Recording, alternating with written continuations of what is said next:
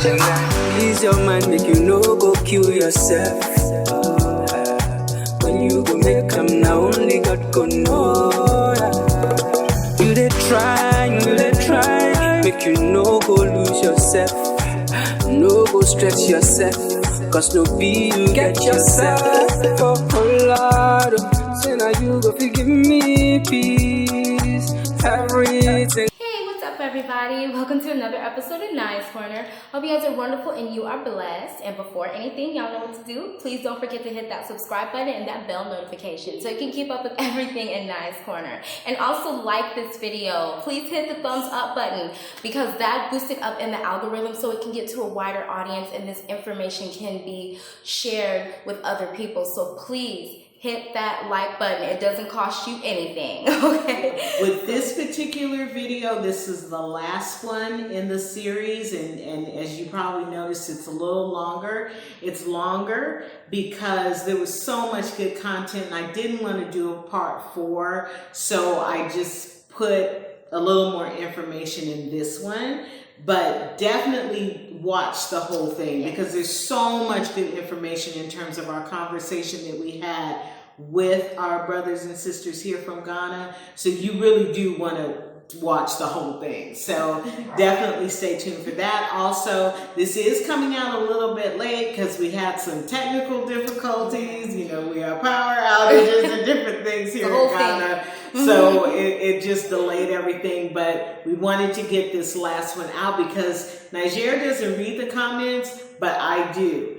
And there were so many comments. Then she told me that she got a lot of DMs, right? I got a lot of DMs of people who were really, they loved the information and they wanted to keep it going, even giving their opinions, their views on the situation, you know, as well, just being interested in hearing what everybody else had to say. So this is a really important topic that's kind of like a hot button issue right now, as we discussed before, where it is something that we all need to be a part of as a community from the diaspora and people here on the continent, so we can come to a common ground and hopefully a meeting of the minds and really realize that we have more in common than we think, you know. So this is very, very important. So you guys, this is jam-packed full of information. So please stay tuned. Let's get it popping. Part 3 of the conversation. Yeah. It's an amazing culture, hip hop, all of that. Like, you don't take enough credit for it. It's just that. I'm going to tell you something. We do get credit for it. I'm going to tell you why. Because we are the most imitated people on this planet. Absolutely. Okay, so if we really look at that, at the influence, when I saw people in China, you know kids dressed hip hop and rapping or whatever, but we're very, very influential, and that just shows really the power that we do have. But it has to be used in a way that uplifts. Yes. You know, so with you saying you thought that everybody's throwing in the sea, that's really interesting. But it goes to show the power of the African. We are you maintained for 400 years, and we kept ourselves. Yeah. And now through that door of no return, we've come back. We are you who have come back. So the which means that, listen, it's about time we bring an education that will make listen, like, I'm just learning new things even from like this conversation, you know, and these are the things that I believe that so many young Africans out there don't know what we're talking about. In the past 2 months, I've been to about 6 or 7 different regions in the country. I work with a lot of young people. They don't know jack about what we're talking about. So anytime I'm in the car, like coming back, I'm just watching the nice landscapes and I'm thinking, how do we educate our people?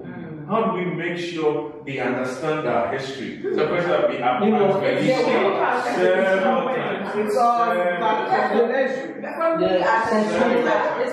the curriculum needs to be done with. Everything else should go completely. I discovered all these things are like, when you tell me to change something about Africa, to be an education system, that's how Singapore want to change everything about themselves, because they realize that these parents were sleeping with chickens in their same rooms. Lincoln came and said, how do I change these things? They were like, you know what? we're going to start from our schools. Let's start planting trees. Let's start planting flowers. And these kids are in school. They'll be like, oh wow, my school. We have flowers, we have fruits to play. Why do we have to go back home and sleep with chickens? So we no go home. We'd rather stay in school. And that started changing the mindset of the kids. And when they go back home, Mom, our school has this, and why do you have to sleep with chicken? Because Singapore was just like Africa. Yeah. They were all colonized by the British. Yeah. One person, that's why when you go to Singapore, they worship the first leader is his son that is still ruling, because they feel like he changed the entire country. Mm-hmm. So education system in Africa is a mess. And with Ghana, if we don't need 75-year-old presidents, we need you guys to Exactly! Exactly! That's why sometimes we feel like Black Americans are so harsh. Yes. This is very, very important. I don't want to give examples, but it's see, sometimes the way like you guys talk to us, people like, okay, what are you trying to say? Are you trying to say you're more superior than me? Right. Sometimes you guys that's how when sometimes the way you guys come up, I feel like, okay, because we were not trained like that. Yeah. So this is the time that we need to know that, okay, that's their way of life. This is our way of life. Because this whole Black Lives Matter, sometimes, okay, I'll sit back and I'll be like, why don't you just calm down? Yeah. Right. Or why don't you just obey what it, because here, this is why I even say that now, the way they train us are making us timid. In terms of we standing up for our rights to say that enough is enough to politicians, because immediately a young African step up and say that this you're doing is not good. Now, okay, you don't respect your rights. Right. This is how we were trained. If even you being confident speaking up, okay, this guy got so much pride in him. This is our culture. This is how they got us out. And this is May I interject? I think that it's great that we're supposed to be respectful of our elders, but there should be a give and take. The elders must act respectfully. That's right. If everything you get when you're in the government is for you to get a big house and you to get a big car and you to drive the wrong way through traffic and park the church because your poo-poo is getting cold, and I'm sitting there in the church, you must act respectfully. You must act respectfully. If the elders are not acting in your best interest, they don't deserve respect. Can I ask a question? Is that true though? I mean, and I humbly I asked that. Humbly I asked that. You see, I'm moving like. No, it's giving American attitude. I'm about like, are they worthy of respect? And this is why I asked the question, because like, I think that we can really undervalue how deeply embedded that idea of respecting elders and even like ancestors is, coming from a context of America where we are so broken that it's like We're very broken. But I've been taught to respect my elders. And me as well. That's why I was almost afraid that she was gonna slap me. We have a country run by leaders who are not acting in your best interest. They're selling your gold, your diamond, everything. But is that elders? Instead of calling them leaders, call them investors. Investors. They're not leaders. They're not leaders. I don't call them leaders, I call them investors. Like if you can look around you, right now everybody's busy because we have election here, everybody's doing whatever. So they are investing their money in it. So when they come, why do I have to care about you? But I spend so much money for accountability. Like there's no way. Like I went to America and they're doing town halls for people to come and say whatever they want. I was like, well, this would never happen in Ghana. Town hall, please. Just come vote when it's But even in America, they do all these things, and it's just a facade. There's an argument to be made that if I don't have money and we don't have money and we're young, we can't get it. We can't be a politician. So you see, then you want to ask yourself, what's the alternative? Your work, like this morning I was saying, has taught me something tremendous. Let me just recall it. 2015, we're having a conversation at an event, and we're asking ourselves, we're tired of the single-sided story, Africa, disease, famine, blah, blah, blah. So how do we change it? And we were thinking as part of the solutions, do we need to build a super power media, like, the big names that we know? His work taught me that the answer is a big no. Yeah. A big, bolding no. His work, he's not building a BBC, a CNN. He is leveraging on technology. And he is creating massive impact, reaching so many people. So I want to ask myself, what is the alternative? Because I feel the mainstream is going to be very difficult to change the educational system. Where are you going to start from? What is the alternative? It's not that difficult, honestly. You just need people who are in the system writing the book. That's it. You need people in the system writing the book. And people who are like young writing the book. Not the educationists who are 80-year-old professors like over Exactly. They You have, can't use that approach. no, we have to have younger people The alternative. writing the new books. Exactly. But you see, the young people who have the latest mind to write the correct books will find it very challenging having their books being accepted by the institutions. Oh my God. So you have to be connected to an influential person or a politician, or like what they say, the African investors. You have to be connected, or Thank you for using it is our not. It's not going to work At all. right now. I don't know how to say this, but let me try and say it small. So there's this organization in Ghana here that has started something very, very innovative when it comes to the educational space. Now they've brought about this very cool, they call it the portable lab. Now, their tool is so innovative that it's supposed to go to every single school in Africa. Because the thing that this tool can do makes the teaching of STEM very, very easy. So look at the kind of sacrifices this founder and the co-founder are putting to make their idea work. And they're getting frustrated. Exactly. And now they've come up with something that even UK now even laughs. Even the UK government even gives, like, applause them, even supports them in other projects, funds them, but the government of Ghana has kept quiet. That's why I'm saying we need to start from home before we call upon. Like, let's talk about what is happening to Ghana and Nigeria right now. It is ridiculous as a Ghanaian to tell that a Nigerian cannot own a retail shop in Ghana. Hey, you're not even solved the issue between you and Ghana, and you're calling on Black Americans to come back home, which doesn't make sense. So Listen, I said this, a lot of people attacked me, and I'm going to say it over and over again to people who attack me. The year of return alone was a scam. I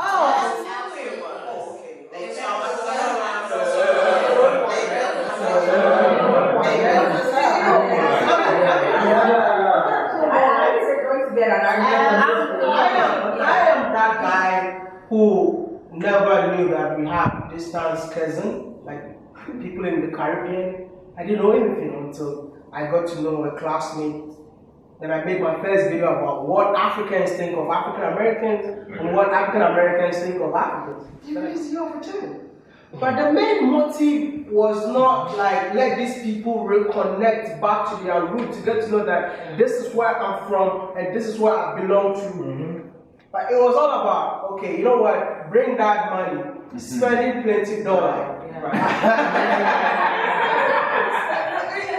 I thought, listen, like I thought so. I didn't want to endorse, like every time people approach me in terms of, but I'm not doing this because I want to make money. I would say that, like visiting Ghana, like my first time was doing like a missionary trip. Okay.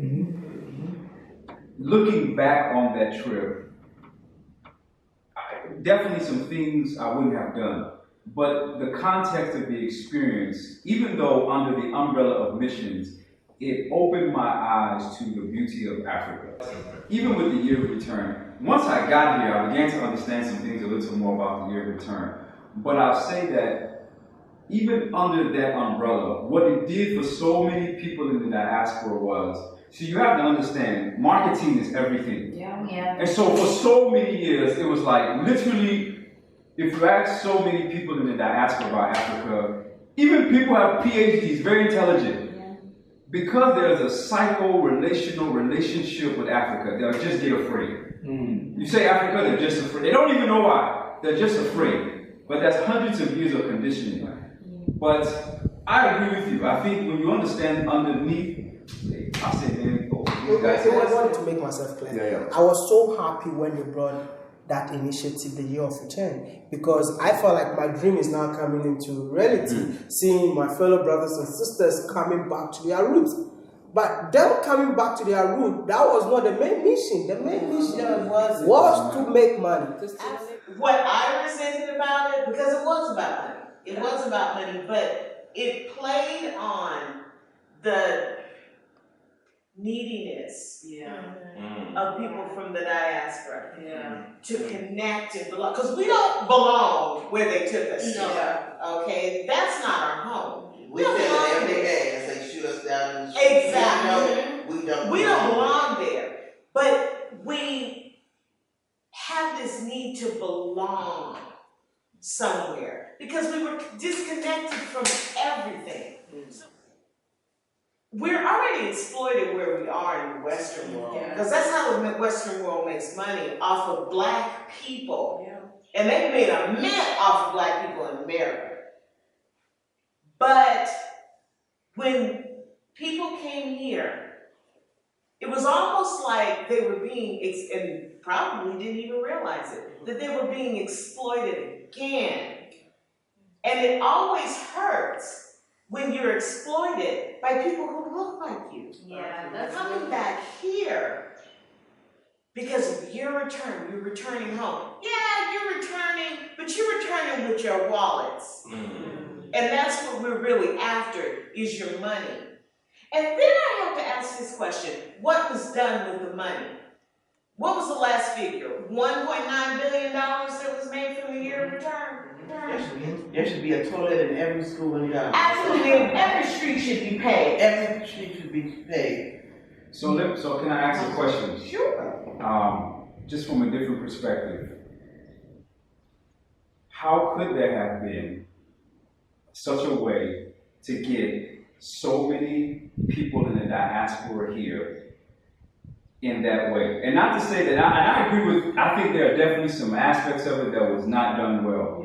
But I sit back and I say, well, when has there ever been a movement like that that has, for some people, even though they may have known it was being exploited, how could something like that have been done to galvanize so many people, or how could it be done again to do the same thing, bigger numbers, but now maybe more heartfelt? And what you're saying is very true, Tim. You know, I'm sure the people that came here, it's an experience that they will never forget. Okay, I do agree. Okay, they're really welcoming me home. I think that's cruel. Because that was not really the intent. But a lot can be said about exploiting people. You take like ancestry tests, like what's it, ancestry.com and all of that. They're taking your DNA and doing whatever science thing, and they're telling you you're 67% black. Is it even true? Or they're like, that has to be said about, like, you know, exploiting the long game to belong. People could, we could go on. It was a good time. What made me feel so sad were people that I was meeting that they came to Ghana because they've been watching my videos, and then you ask them like, okay, how much are you paying for your hotel? How much flight ticket and all kind of thing? And the amounts they were mentioning was ridiculous. And bro, it's sad to see Africans taking advantage of their own people. This is one thing that I wish it would change. Me, I stand by the truth, bro. Because you see, these people want to return. Let them feel like, oh, these are my brothers that I've never gotten the chance to see them. And when they come in here, let them know that they are home. But this is the place that we are actually exploit. Like, that's the word. We are exploit. Like, I went for, what's it called? Cape Coast Castle. Oh my God, man. And how much they have to pay. And let's forget about that. Let's forget about that. Yeah, right. You coming into Ghana alone, welcoming back home at the border, no one should ever pay for visa. In the first place, if you want to welcome them back to your homeland. And I believe that it's time for each and every young African out there to start speaking up. We need to rise up. Absolutely. Yeah. Absolutely. There is no solution. Like, you can complain. Me, I've stopped talking about Africa's problem. Yeah. That's why I started the Africa to the World. Enough of Africa's problem, but rather do something positive to change the narratives of Africa. I could have also sat back in China and say that, oh, okay, in Africa we have corrupt politicians, you don't have to go back. But no, I felt like, okay, let me just do my part to change the narratives. So it's time. It's definitely time. It's because the times that we're in, because things are changing right before our eyes very rapidly. It's a time for this continent. I remember I was talking to you, and I might have even mentioned it to you, Israel, that this is actually the time for this continent. Exactly. It's important to seize that time, though. Yes. So, and I find it interesting with this time, what's lining up with it, you have a lot of diasporans coming back here. Yeah. And see, the mindset of a lot of the diasporans is, look, I'm going to say something, okay? I will die, okay, to make, I'm from the 70s, okay? So, okay, all right, so I come from that era. So I'm a little bit more in my thinking, but there are a lot of us that are like that, you know? It's like, okay, this can't continue like this. So how can we, I'm just kind of putting this question out here, how can we link together, what is just some suggestions of linking together, also in the area of education, of re-educating, because we need to be re-educated too, okay? We need to be, because we are so westernized. We're really in a dysfunctional system. You know, like for instance, coming here, it was difficult for us to get our minds out of that convenience mode. Oh, we're so used to conveniences. It's like, when me and I have to wash my clothes by hand. and how do I even do that? Okay, you mean I have to cook? So I want to cook. You know what? I'm tired. I feel like cooking. Let's go here and go get. Let's go to a restaurant. But our way of thinking is beginning to evolve and change, and that's actually a good thing. Okay, that's actually a good thing. So, how can we, just from each and every one of you,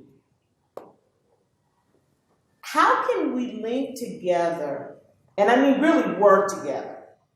Link together to start to kind of shift the narrative, because everything always has to start somewhere. And I'm not saying there are not other people out there doing the same thing, but, you know, how do you eat an elephant? One bite at a time.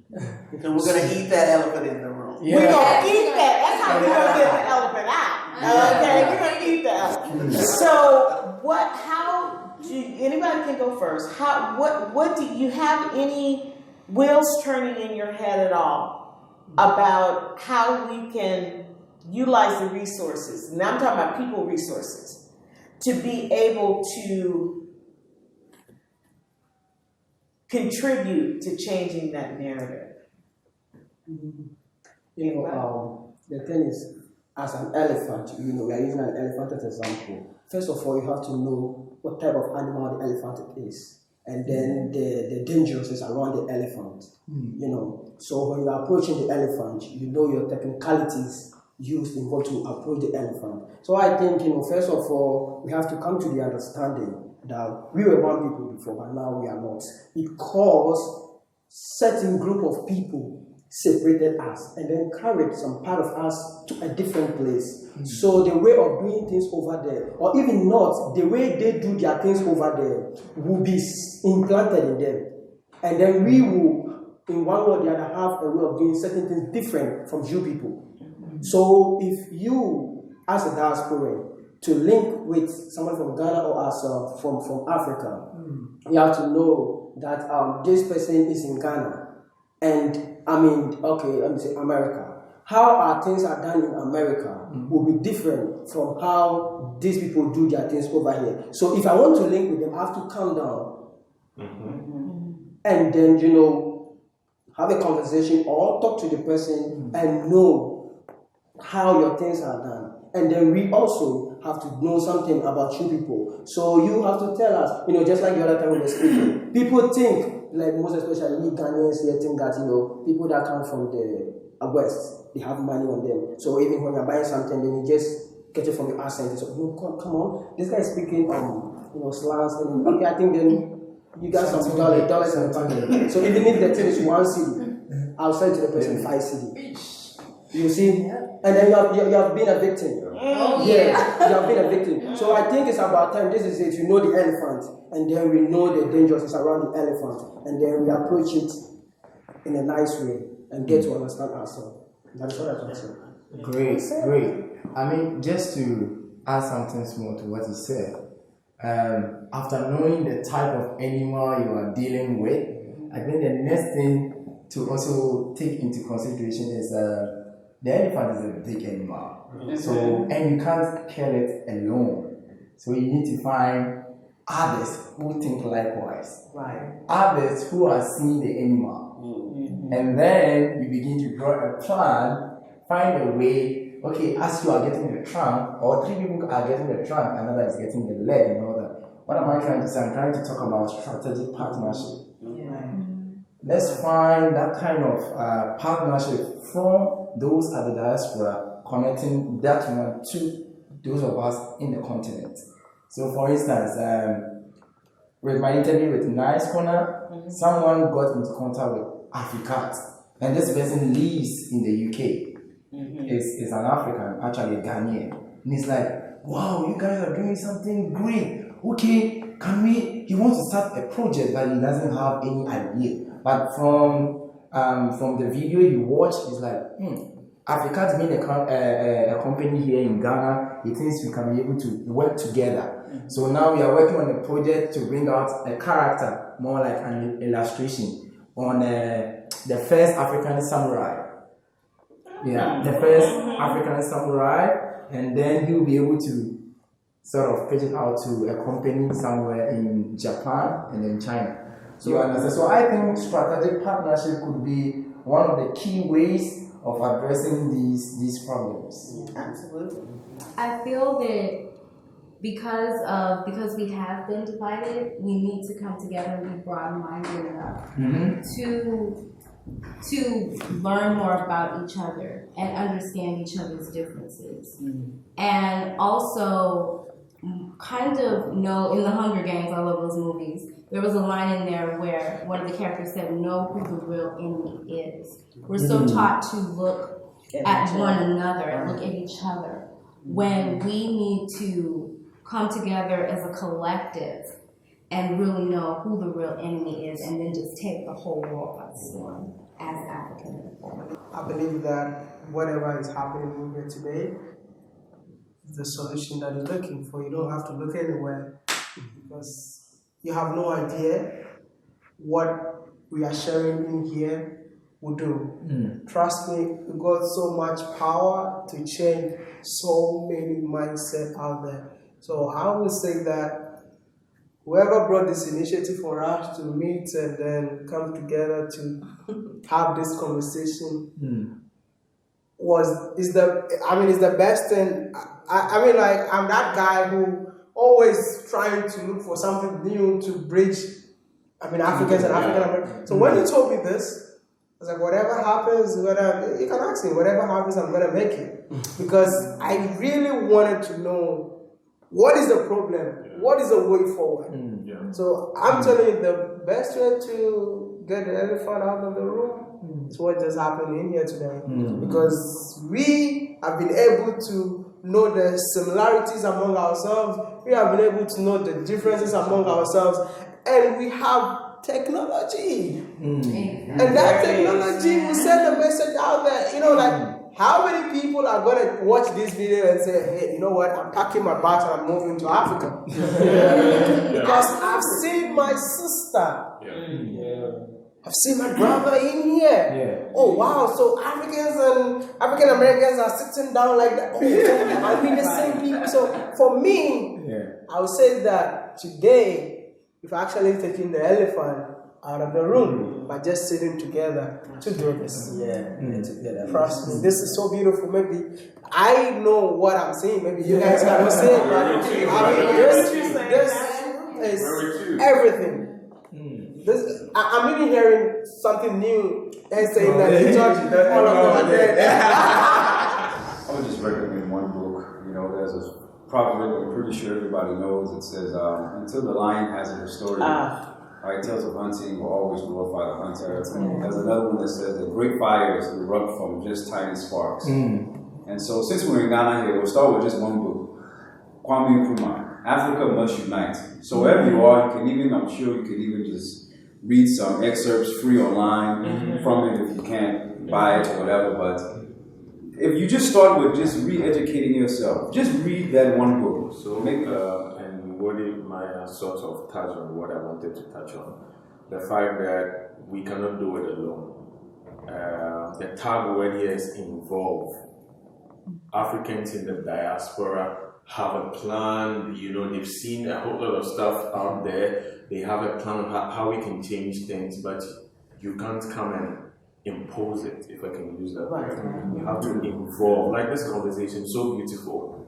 You are involving, you came up with the idea, you are involving those of us locals. And we're on the ground. We've been here all our lives. We are able to show, you know what, if you pass the elephant through this door, another elephant will come. So you gotta be careful. So involvement is something that we can do away with. So Africans out there in the diaspora, if you're coming to do something here and you're even coming to do it alone, the locals will think, okay, let's watch him or her and see what they're doing. I know there's a name that no one want to mention yet, but from his point, I think this is where Art Cathy comes in. I don't know if most of you don't know who Art Cathy is. I don't know why. We shouldn't put a blind eye on this one. What he is saying is what Art Cathy is doing in the Gambia right now. Okay, you've identified a problem, okay? Find a right way to send your message across, not in a harsh way. I have talked to all of them. The first day I saw Art Cathy's video, somebody sent it to me. I saw it, I was like, okay, the point that she's stating is not like it doesn't exist. It exists, but the manner of you speaking out was totally wrong. Okay, it's like you have come to save the people. No, you come to work with the people on the ground. Okay guys, so there you have it. That was the whole conversation. And thank you guys for tuning into the whole thing. And please let us know what you feel about it so we can keep this going. You know, like my mom shared, I had a lot of DMs of people that were interested in this information. So if you are interested, put it in the comment section. If I don't read it, my mom will definitely read it. So so we can keep this conversation popping and flowing. It's something that is needed. It's really a hot button topic right now that we need to tackle, you know, with respect, but tackle it, you know, in a respectful way, in a respectful manner.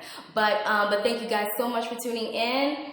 Please subscribe, like, comment. We love your comments. Share. Yes, share this information with others because this is really, really important, guys. So thank you. I bless the Most High for you, and I will see you guys in the next video. Bye.